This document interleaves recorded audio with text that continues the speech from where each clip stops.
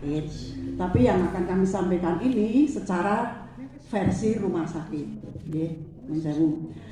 Bapak Ibu, untuk orang yang mau meninggal, untuk orang sakit yang mau meninggal itu sebetulnya ada fase-fase yang namanya fase terminal. Fase terminal itu yang dimaksudkan adalah fase terminal adalah fase akhir dari kehidupan. Jadi orang yang mau meninggal itu mengalami beberapa fase. Antara lain yaitu fase marah. Orang ini biasanya, orang yang sakit ini atau orang yang mau meninggal itu biasanya tahap pertama itu marah-marah dulu. Entah itu pada siapa. Apa meneh nek ning rumah sakit ditiliki anake yo marah-marah, ditiliki bojone marah-marah meneh. Soalnya bojone iki sing dina ketemu, dadine marahnya memuncak. Gitu. 24 jam itu dengan suami istri itu, apalagi kalau kita hidup anak-anak udah pada bubar kabeh itu mesti 24 jam ketemu suami istri terus itu.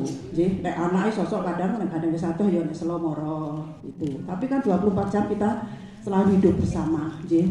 Marah karo wong kono ditiliki sing ora kenal niliki yo marah-marah. Jadi tahap pertama itu dia itu marah. Tidak tahu apa sebabnya marah. Itu tahap pertama. Kemudian fase terminal yang tahap kedua itu adalah tahap berontak. Ini yang waktu saya di panti rapi sering banget mengalami orang seperti ini. Jadi maksudnya fase berontak itu pasien itu yang di rumah sakit ada yang pakai infus, ada yang pakai selang O2, ada yang pakai selang kateter, ada yang pakai selang sonde. Itu semuanya disebroti sendiri. Tidak mau dia, menolak, dia tidak mau. Ya, bahkan bajunya kabeh dilepas semua jadi utuh leceng itu. Itu fase-fase penolakan. Dia fase berontak atau fase menolak. Ya, itu. Kemudian untuk fase yang ketiga, ini fase tahap tawar menawar. Ya, pokoknya waktu itu balik tuku tahunnya pasang nih tawar menawar. Itu kemarin waktu diberi ceramah di gereja ya guyu. Tuh ternyata juga ada fase tawar menawar. Yang dimasukkan fase tawar menawar itu biasanya pasien ini dia itu merasa mengeluh, merasa mengeluh. Kenapa saya itu jajannya ya wis doa terus, wis rajin doa, rajin gereja, rajin maca kitab suci, ya rajin istilahnya dana sosial berdana sosial, wis regep nang gereja, bendino nampa kumini, tapi kok kenapa saya yang diberi sakit oleh Tuhan? Kenapa kok saya dicoba kaya ngene iki, diparingi lelara sing kaya ngene iki. Nah, ini fase tahap tawar menaran. Kenapa kok ora si A, kok ora si B, kok ora si C, sing ora tau nang gereja malah awake sehat. Sing ora tau ora sembayangan malah awake sehat. Aku sing sregep sembayangan saben dina, sregep nang gereja saben dina. Itu kok aku malah diparingi lara kaya ngene iki. Nah, itu fase terminal yang tahap tawar menawar. Kemudian tahap yang keempat itu adalah tahap depresi. Jadi orang ini merasa diam, meneng wae. Dia nggak ngeh, diajak omongan sopo-sopo nggak ngeh. Dijak omongan sing dulu pacare ya nggak ngeh. Dijak omongan saiki dadi bojone ya nggak ngeh. Apa meneh anak sing ditresnani ora ngeh. Wis pokoke dijak omongan karo sopo-sopo ora ngeh. Nggih, dia mengabaikan tidak mau dia bicara, meneng wae. Wis pokoke dianggap angin lalu gitu. Itu fase tahap depresi. Kemudian fase yang terakhir yaitu tahap pasrah. Kami selama di Rumah Sakit Panti Rapi dulu mengalami beberapa pasien-pasien yang setelah orang ini menerima sakramen minyak suci, biasanya orang ini jadi tenang, tentrem, ayem, sing mau bengok-bengok terus tidak ngendikan yo halus. Dia merasa tentram, merasa damai dirinya. Karena mungkin berkat sakramen minyak suci sehingga dia merasa tenang, merasa pasrah. Nah, itu Bapak Ibu, jadi fase akhir kehidupan itu ada beberapa tahapan, ada 5 tahapan yang dialami oleh pasien tersebut. Kemudian fase terminal itu tidak berjalan hanya sebentar, bisa beberapa menit, bisa beberapa jam, bisa beberapa hari, bisa beberapa berminggu-minggu. Jadi untuk mengakhiri kehidupan itu tidak langsung dep begitu saja. Jadi ada prosesnya, bermenit, berjam, berminggu, berhari, begitu. Kemudian untuk orang yang sudah meninggal, yang sudah meninggal itu kulitnya itu nanti akan tampak merah pada badannya dan biru. Karena dia tidak menerima O2 dengan berhentinya jantung. Jadi kulitnya biru, bercak merah. Kemudian jarak 2 sampai 6 jam, ini orang ini akan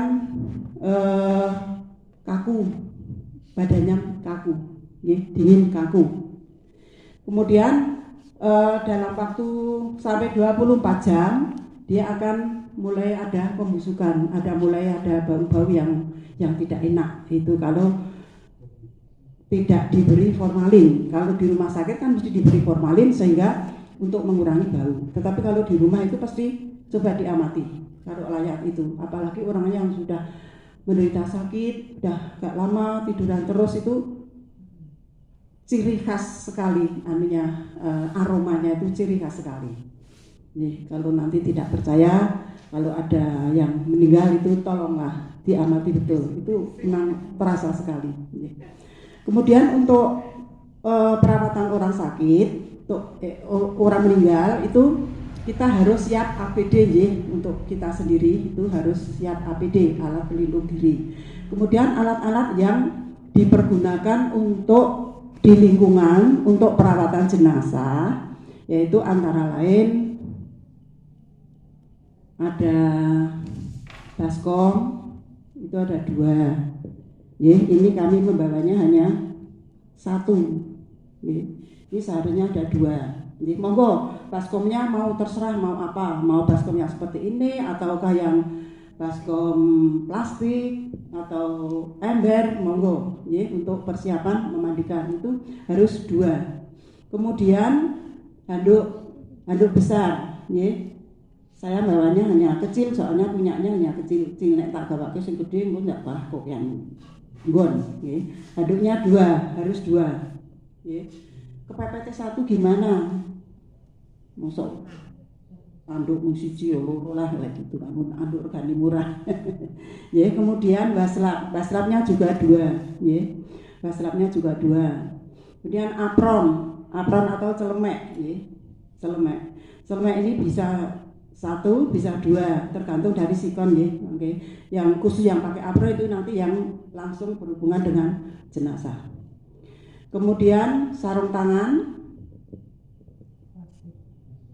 monggo sarung tangannya aku punyanya seperti ini. Kalau lingkungan mau beli, kalau yang modelnya seperti ini 1 dus, ini isinya 100. Tapi ada juga yang pek-pekan itu isinya hanya sepasang. Monggo silahkan nanti mau pilih yang mana.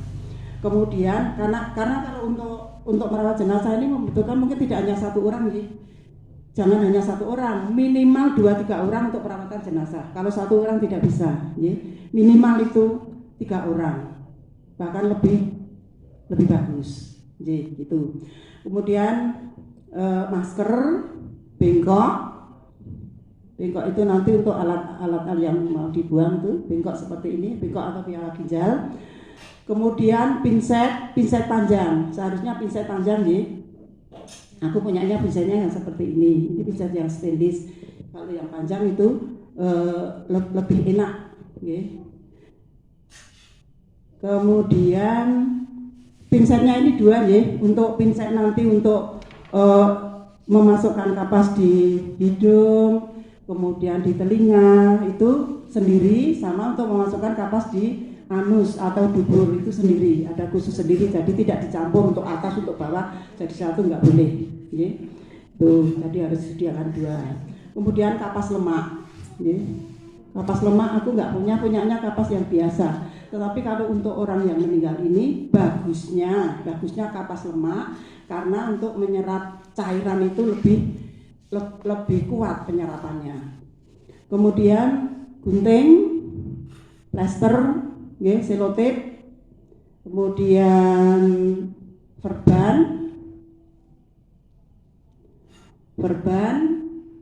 diusahakan selotipnya selotip yang bening, kemudian sabun, sampo, sisir, saya nggak sediakan ini, kemudian tempat untuk alat-alat penyimpanan ini, kemudian pakaian komplit dari yang meninggal tadi, jenazah tadi. Sebetulnya itu saja yang materi yang untuk di lingkungan. Kemudian untuk alat-alat merias, ternyata walaupun pasien yang sudah meninggal itu ternyata karena mausuhan Gusti jadi dirias biar cantik. Kalau kakung ya biar ganteng, biar tetap bagus.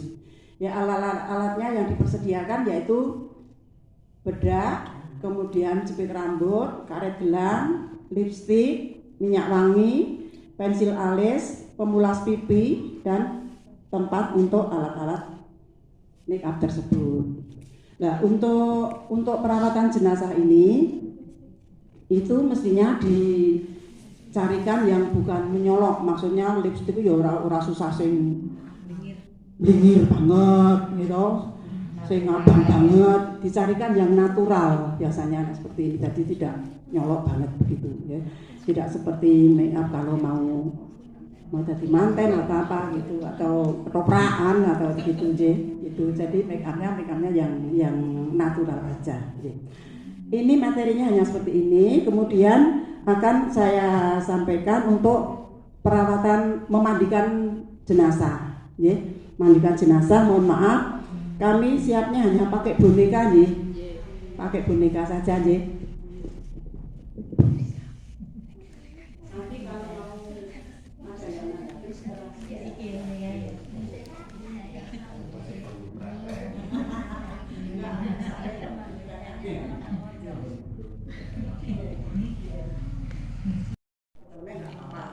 yang ada lebih bagus kalau pakai tomat. Ini biasanya kan dari nek sakit. Ini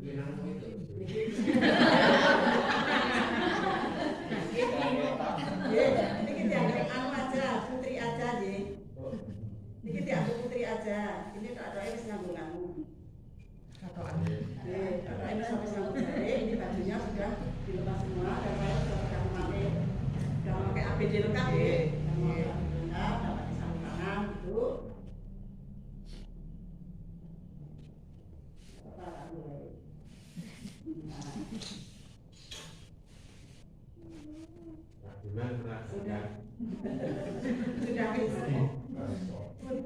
Sudah disediakan baskom 2, baskom 2, di samping mana dia lebih enak. Ini walaupun sudah meninggal, tapi alangkah baiknya memandikannya itu pakai air hangat. Makanya pakai air hangat. Ini perawatannya pakai kami ya Bu, pakai jari, jadi tidak betul-betul tapi alatnya ini sudah dikepasi bajunya.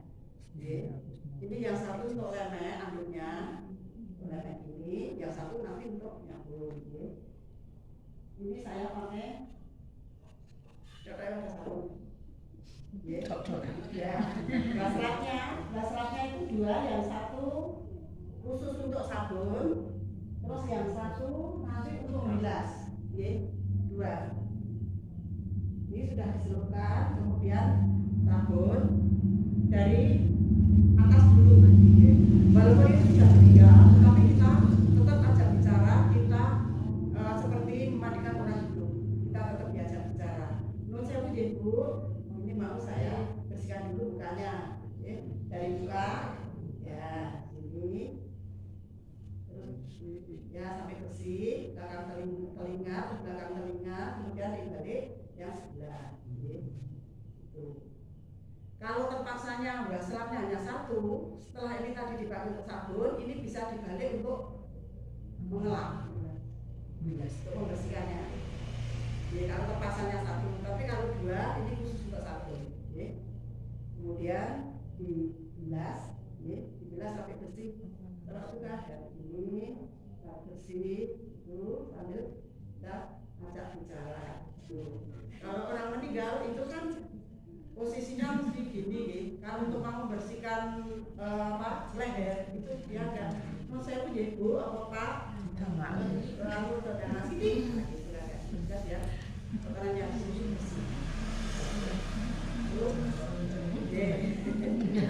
kemudian terus dikeringkan. Tapi kalau ini tadi mau dikramasi, jadi ini dikramasi dulu pakai sampo. Tapi kalau di rumah saya kan kramasi kan langsung digrojok seperti itu, ya pakai sampo. Lalu rumah nanti bilasnya berkali-kali, tidak hanya 1-2 kali sampai bersih. Gitu. Kemudian dibersihkan sampai bersih. Kemudian kita alihkan ke tangan. Jadi tangan yang jauh dari kita, yang kita sabun. Ini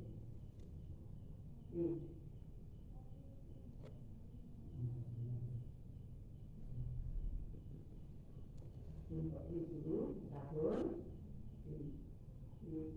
yang kita jauh dari kita dulu. Kalau kita menyapunnya, dari sela-sela ini juga dibersihkan, semua sampai lipatan-lipatan di ketiak, lipatan-lipatan.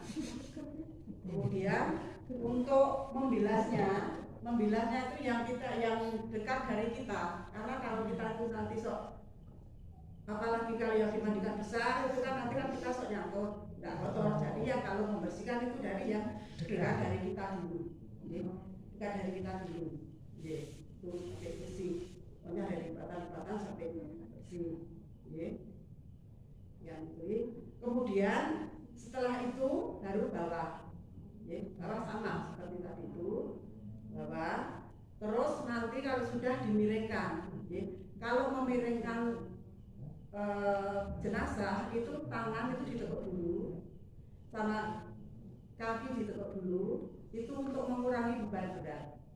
Beda kalau dengan seperti ini begini kan berat. Tapi kalau tangannya ditekuk dulu sama kakinya pada miring gini toh, jadi tangan kanan ditekuk, kemudian kaki kanan ditekuk dikit. Non saya miring ya bu, gitu agak efek. Sama, dimandikannya sama, sama sampai bersih. Itu baru belakangan bubur dan kemaluan. Belakangan bubur dan kemaluan sekalian miring, sekalian diberikan kapas hidungnya. Untuk mengurangi cairan yang keluar. Kalau masukkan kapas di dubur ini lebih banyak karena rumahnya lebih besar. Sini. Beda kalau dengan yang seperti kalau di ruang kemaluan beda. Tapi kalau di sini tidak banyak. Lalu kemudian setelah selesai baru dipakaikan baju. Pakaikan baju, Ini tadi rambutnya yang untuk lama, yang satu untuk kami ya bu, untuk ngelap Kemudian baru dipakaikan seandainya mau pakai nyamping kalau yang udah Solo kan tidak usah pakai tumpal, apa istilahnya sonder, cara Klaten sonder ini seperti ini tuh sonder tumpal gitu ini cara Klaten sonder. Kalau Solo ya sondernya ditepuk, tetapi kalau Jogja sondernya di luar. Tapi ini karena ini putri sehingga sondernya di sebelah kiri. Jadi yang anak pindah ke situ tenaganya. Ini juga pas tengah-tengah dulu. Pas tengah-tengah ini, kemudian baru ini dimiringkan ini, terus ini dimasukkan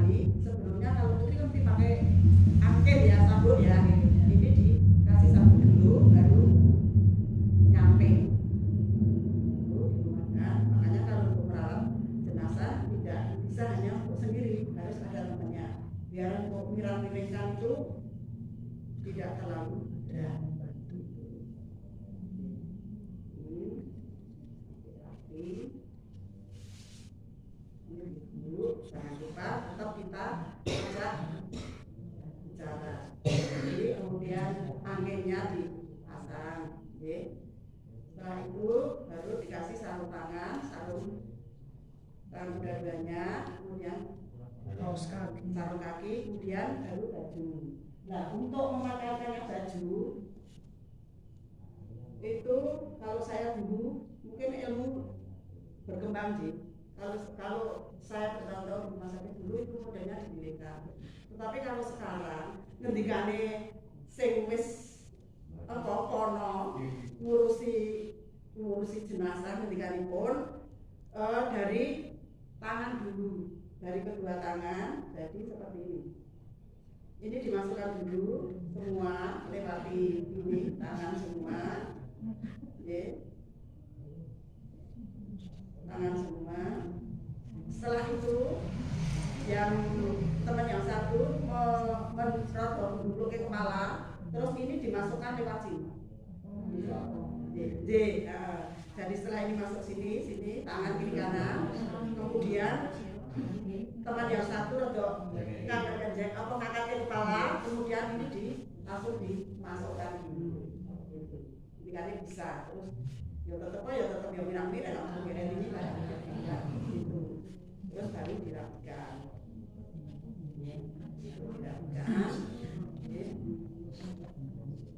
Setelah itu terus untuk merawat tangannya itu di isolasi, disedapkan. Terus ini di verban, artinya dan ini di pakai verban.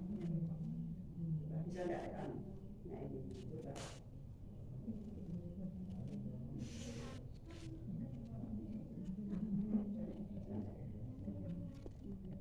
Ini biar, tapi ini udah pakai sarung tangan loh ini. Iya, udah pakai sarung tangan biar dia seperti ini. Nah, itu. Kemudian untuk kakinya juga di perban, ditaleni biar demes kakinya, biar lurus kakinya. Seandainya seorang sing karena sakit lama jadinya kontraktur itu tidak bisa lurus karena biasanya sedok sikile tekuk gini ya tetap gini terus, itu kontraktur. Terus kita ajak bicara, kita sebut namanya dulu non sewu tangannya diluruskan atau kakinya diluruskan, ketika ini benar-benar bisa seperti itu. Tapi kemarin yang sebelah saya itu, belakang saya itu ternyata Yola makanan itu anunya, karena dia kontraktur juga bertahun-tahun gitu kan. Itu bisa, tapi lama banget APM untuk dipasarkan pasaran mundur waktu itu. Tapi nak tetangga saya Klaten itu tidak bisa. Jadi sampai dimasuk seperti itu tetap kakinya tetap begini posisinya. Jadi tidak bisa diluruskan. Untung baik petinya bisa sehingga tidak sundul gitu. Ada rumah-rumahnya. Ini kemudian menurut saya kalau ada jenazah yang menurut saya perlu ibunya keluar atau gimana, itu tetap kita denskan dulu. Kita denskan, menurut saya ibu, menurut saya niki dibenake, menurut saya mulutnya dibenake biar cantik. Nah ini bisa diselotip dulu. Nanti setelah selesai mau ditutup petinya, itu selotip dimanapun sama itu perban tadi itu dilepas semua. Diselotip dulu. Kalau memang perlu diganjel pakai kapas mulutnya biar kelihatan cantik atau ganteng, karena nek sok sing sopong itu kan kok peot ya, biar bisa dimasuki kapas tadi itu. Tapi aku bayangin non sewu nek wong wis meninggal itu kan aku untuk masukkan itu kan, apakah aku waktu itu loh aku bayangin aku pegel, rasanya pegel ya saya walaupun sudah meninggal mau Misalnya saya nggak betul, sekarang nggak betul saya. Supaya biar diseling kapasnya yang banyak loh, nek masukkan pipis ini, ya, biar menjadi biar nggak tumpah. Saya masak gitu. Saya itu masih waktu itu apa iya saya itu seperti itu. Itu tadi kan sudah pakai ini baju besar. Kemudian kalau wanita mau disambut, sebaiknya meriasnya setelah masuk dalam peti, biar sambutnya tidak rusak kalau mau disambut. Tapi seandainya rambutnya pendek, nggak usah perlu disambut, nggak apa-apa, dibereskan di sini dulu, tidak apa-apa. Itu kemudian lakukan baru setelah selesai pakai baju komplit, buka, baru di make up. Pokoknya intinya make upnya seperti kita, ya pakai blush on, pakai eyeshadow, pakai lipstick segala macam. Yang tidak hanya pakai apa itu bulu mata. Nah, bulu mata itu nggak pakai. Nggak pakai. Elena.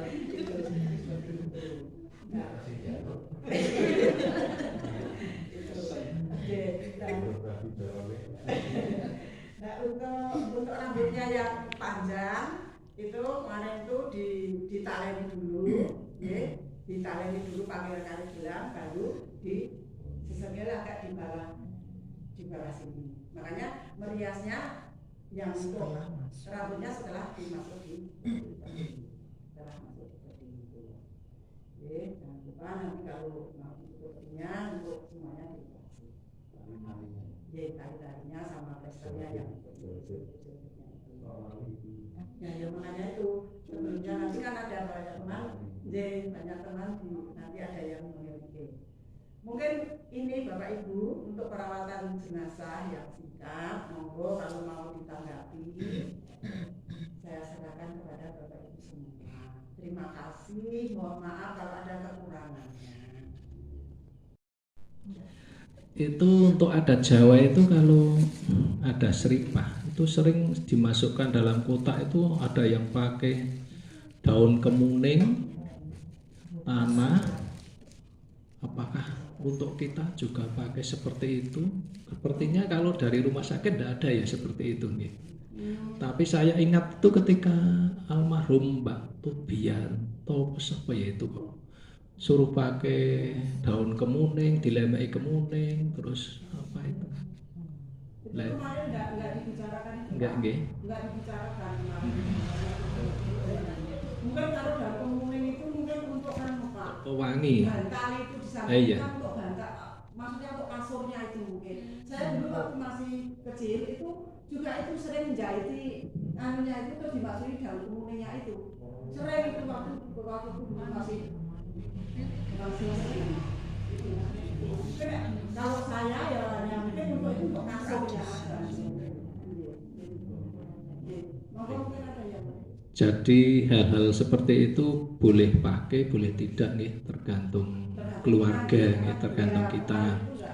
Kalau saya lihat di rumah sakit sepertinya tidak ada seperti itu, agar tidak berbau, tidak boleh diberi kopi karena nanti kan ngotori kotak peti atau pakaian jenazah yang sudah rapi gitu. Kemarin welingnya seperti itu. Mungkin kalau untuk kopi itu kan Pak Pur, kalau memandikan jenazahnya yang ada dahulu itu pakai air teh, tidak boleh pakai kopi. Betulnya memandikannya pakai air teh itu mengurangi bau, misalnya Mbak Pandini kemarin seperti itu. Dan untuk jenazahnya yang mungkin sudah sakit lama mengeluarkan cairan itu sebelum dimandikan itu pasien itu jenazah itu dipiringkan dulu ke sini, biar cairan itu keluar semua. Lalu dibersihkan semua, lalu dimandikan. Dan ini prinsip untuk menjaga etika untuk jenazah putri itu yang merawat putri, tetapi kalau yang meninggal itu laki-laki, putri boleh merawat, laki-laki boleh merawat. Tapi khusus putri, laki-laki tidak boleh karena itu menjaga etika. Kalau tidak ada orang putri, ada Masa sampai nggak ada orang itu? Ada tapi tidak berani. Kemungkinan. Nah, kemungkinan kalau seperti betul-betul seperti itu tidak berani ya terpaksa lagi. Kalau yang laki-laki sudah mahir dan berani merawat.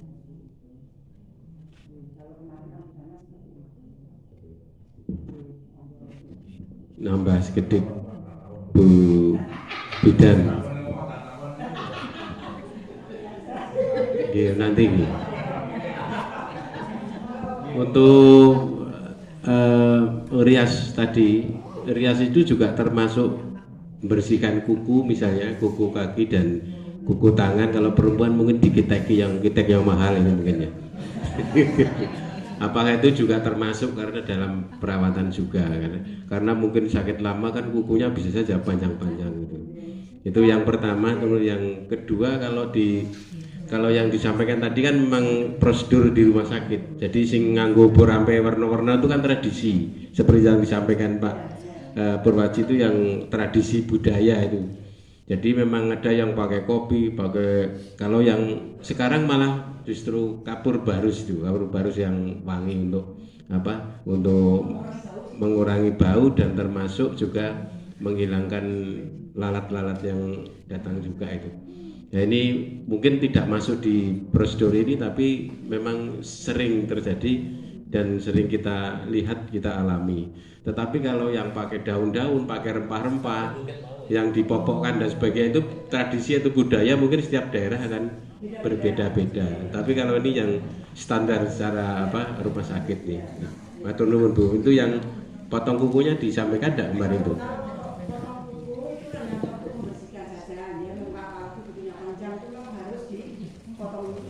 dibersihkan dan dipotong dulu. Tapi kalau untuk kita kemarin itu tidak bisa. Ada orang udah sambut itu.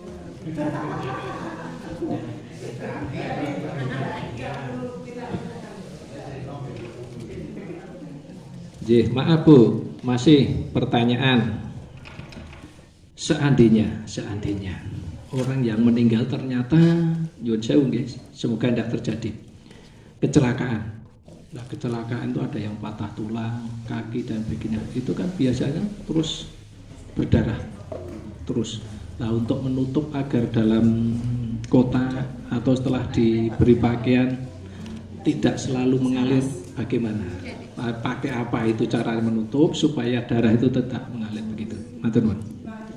Kalau untuk yang kecelakaan itu maksudnya yang di rumah atau kalau yang di rumah sakit kan sudah sedemikian rupa, dibungkus plastik segala macam itu tidak mengalir supaya bapak tidak bisa.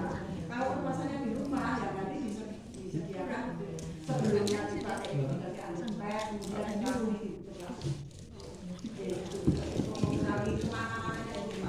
Oke.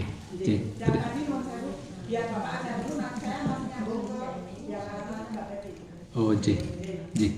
Oh, sebelum berlanjut, barangkali ada ibu, bapak, mas yang mau tanya, monggo. Bapak ini yang mau tanya. Oh, cara memandikan jenazah di rumah sakit. Kalau di desa-desa atau di rumah-rumah itu biasanya memandikan jenazah itu di pangku. Biasanya di pangku. Lah untuk air itu tradisinya itu ada 5 bak. Ya. Nek mengrong baskom apa iso resik? Apakah boleh boleh dijoki apa ora? Biasanya kan gitu. Ya, di bangku terus airnya itu mesti 5 wadah, mesti itu 5 wadah. Di samping itu masih ada alat, ono obong-obongan merang, ono apa itu? Dong dadap serep itu penggunaan tradisi ya. Setiap tempat penggunaan beda-beda. Gitu. Tadi itu kan saya katakan itu cara merawat jenazah di rumah sakit. Kalau yang di rumah itu bagaimana itu? Ngedusi apa itu? Di pangku itu loh, di mana itu? Ya. Terus di samping itu memang dulu ada masalah nggih. Ada orang meninggal, orangnya itu orangnya muslim. kebetulan di rumah sakit itu yang piket untuk merawat jenazah itu putra semuanya, ceweknya nggak ada, Akhirnya familinya itu kan dipanggil, ini gimana karena yang merawat jenazah itu semua laki-laki, kebetulan yang cewek nggak ada, itu bagaimana? Itu sudah pakai surat perjanjian gitu. Surat perjanjian, akhirnya dipersilahkan. Setelah itu kok ada protes, diadukan ke dilaporkan ke polisi dulu. Jadi rame kan dulu, jadi rame. Akhirnya karena itu sudah ada perjanjian tertulis, ya protes itu akhirnya ya yang protes kalah.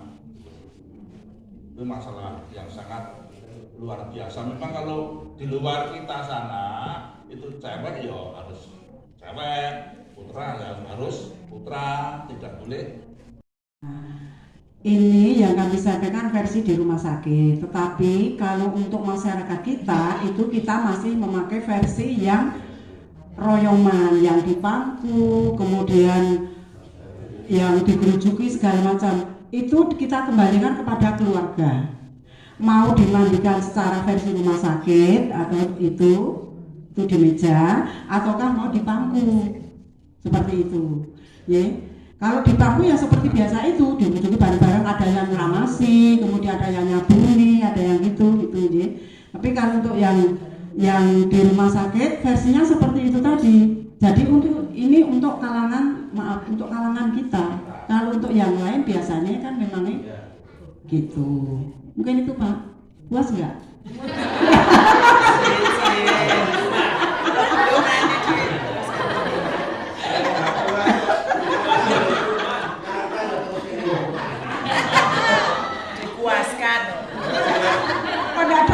Soalnya makanya jelas keluar punya cucu.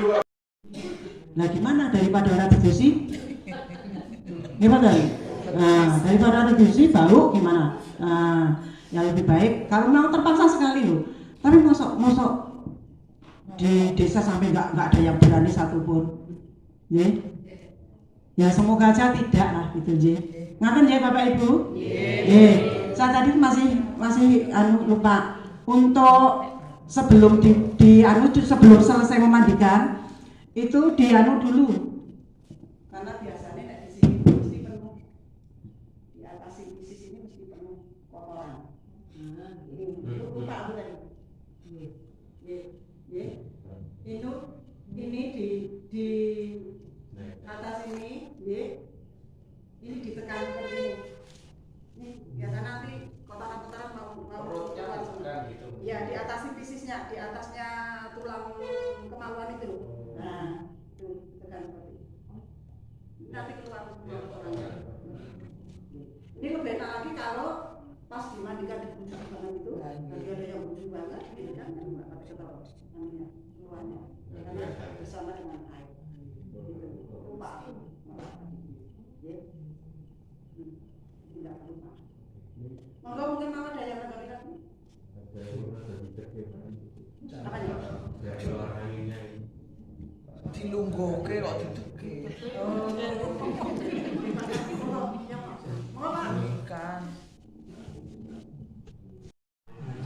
Saya mau cerita mengenai fase-fase sebelum meninggal tadi. Mungkin yang masalah perawatan itu nanti biasanya diselesaikan, ada orang-orang tertentu lah yang bisa menyelesaikan. Kalau fase-fase yang meninggal itu saya pernah ngalami waktu itu. Bapak ibu saya kan sudah meninggal dua-duanya. Ibu meninggal karena sakit, kalau bapak meninggal karena serangan jantung. Kalau yang sakit sebelum meninggal, dia memang betul yang tadi ibu bilang kan itu ada fase-fasenya itu. Dan seminggu sebelum meninggal, waktu itu saya masih di Pontianak. Jadi malam-malam itu sekitar jam 1 atau jam 12 itu dibangunin. Saya pikir istri saya yang bangunin, tapi saya lihat istri saya masih tidur. Oh, Andi, saya belum tahu ini siapa ini yang bangun. Nah, itu hari ke-7. hari ke-6 begitu juga sampai hari pas dia meninggalnya. Dan saya baru sadar setelah itu tadi pas meninggal, oh ini mungkin pemberitahuan bahwa saya akan meninggalkan dunia. Karena memang itu dari sakit, dan sakitnya memang waktu itu seminggu sebelum meninggal kan saya suruh bilang ke adik saya suruh ini ke rumah sakit, tapi ibu saya menolak, dia pengen meninggal di rumah. Ya udah, akhirnya meninggal di rumah. Dan pada saat meninggal kan karena memang sakit, jadi mungkin dari di dalamnya sudah ada pembusukan kali ya, karena memang dia ada kanker sih, jadi perlu dikasih formalin untuk menghindari baunya itu. Sementara untuk bapak saya karena dia serangan jantung, jadi dia nggak perlu formalin, jadi hanya dikasih batu es saja biar menghindari pembusukan terlalu cepat. Jantung itu ada fasenya nggak? Nggak ada. Karena meninggalnya karena ini dia pas tidur siang. Jadi pas tidur siang dibangunin, ada pembantu kan waktu itu, dibangunin bangun. Karena waktu itu bapak sendirian, memang ada pembantunya yang jaga di rumah. Bangunin nggak bangun. Pas dicek ada dokter sebelah, dia bilang, oh udah meninggal, udah nggak ada. Ya udah. Jadi pada waktu pelaksanaan itu ya dia tidak pakai formalin kalau bapak saya, karena mungkin karena nggak ada penyakit ya, maksudnya penyakitnya nggak terlalu karena serangan jantung itu, jadi hanya dikasih batu es saja karena nggak sampai 24 jam kan, langsung dimakamkan. Kalau ibu kena penyakit jadi dikasih formalin. Tapi perlu nggak sih dikasih formalin pada saat, karena kalau misalnya meninggalnya di rumah gitu, perlu dikasih formalin nggak? Kalau meninggalnya di rumah kan nanti kan langsung dimandikan, kemudian langsung dimakamkan. Jadi nggak perlu. Nggak perlu walaupun sakit ya. Tapi kan udah itu yang di rumah. Proses 24 jam itu kan ada pembusukan. Ya. Kan kita kan mungkin kan nggak ada 24 jam. Nggak sampai 24 jam sudah dimakamkan. Kalau ibu saya tuh waktu itu ada 24 jam di kanan nunggu saya kan. Kalau ya itu. dia harus formalin. Tapi bapak saya juga 24 jam juga nunggu saya, tapi nggak pakai formalin ya, memang karena nggak ada penyakit kan. Saya di sini di Pontianak ini. Pasal maaf, formalin itu harus ada penyakit atau tidak, itu harus dipakai formalin kalau melebihi dari 24 jam, mengurangi bau busuknya itu, gitu loh. Tapi kalau di rumah ini kan kebanyakan belum sampai 24 jam sudah ada dimakamkan, jadi tidak perlu formalin. Ini untuk ini Pak, tadi kan ada gerakan ya, nepuk-nepuk barang itu kan sudah masuk fase terminal itu fase itu kan ada perbedaan 3 waktu itu. Nah ya itu sudah termasuk itu kan di tadi kan ada disebutkan fase itu bisa berlaku bermenit-menit, berjam-jam, berhari-hari, berminggu-minggu. Nah itu kebetulan Bapak pas cepat bermenit-menit itu tadi ada perubahan tingkah laku toh sampai repot-repot saya nggak tahu, ibu kan di sana, jadi nggak tahu ininya gimana, nggak tahu belum saya di sini di Bogor.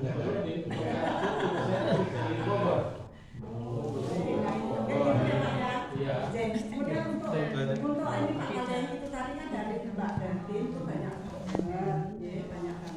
Nyuwun sewu Bu Pedan. Karena ada sesuatu hal yang harus dikeluarkan karena kesulitan adem. Mohon untuk disikat dulu, nanti lanjut sesudah itu. Mohon maaf. 1, 2 itu nanti untuk wadah gantian. Tidak hanya dua tempat tok. Nanti kalau sudah kotor ganti, membersihkan. Diganti kan ada 2 Pak. Ini dibawa, terus nanti ganti yang satunya lagi diisi gitu. Jadi bisa berkali-kali sampai bersih, tidak hanya dua baskom tok. Ngaten ya Bapak Ibu gitu. Kemudian sambung Mbak Bertin ini alat-alatnya. Ini yang belum ada baskom. Kemudian handuk kurang 1. Kemudian waslap. Waslapnya pakai ini jelek bisa enggak apa-apa 2 ini. Ini walaupun jelek tapi ini masih baru karena sudah lama. Nih pakai ini aja waslapnya. Jadi sudah ada. Kemudian apronnya puji Tuhan ini ada banyak sekali pakai. Nek punya aku kan dicuci nanti pakai lagi. Pakai ini aja apronnya banyak ini, nggih. Nih segini kok apronnya banyak. Kemudian masker, puji Tuhan maskernya sudah ada. Maskernya 1 box sudah ada. Kemudian sarung tangan, puji Tuhan ini. Ya, yang saya maksudkan belinya yang seperti ini, dada. Ini 100 isinya. Ukurannya apa ya? M. Oh, nggih sedengan ku nek. Oh, nek M ki ya ora apa-apa lah, ora apa-apa. Nggih. M, nggih. Kemudian bengkok yang belum ada. Bengkok itu yang seperti ini. Seperti piala ginjal ini loh. Nah, ini bengkoknya. Nah, berarti nanti beli bengkok. Bengkok, kemudian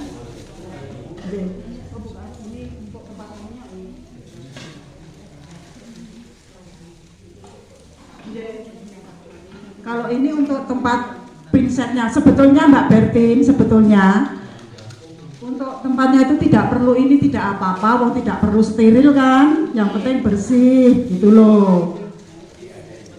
Tapi memang donaturnya ini. Oh ya sudah, ini nanti untuk pendamping.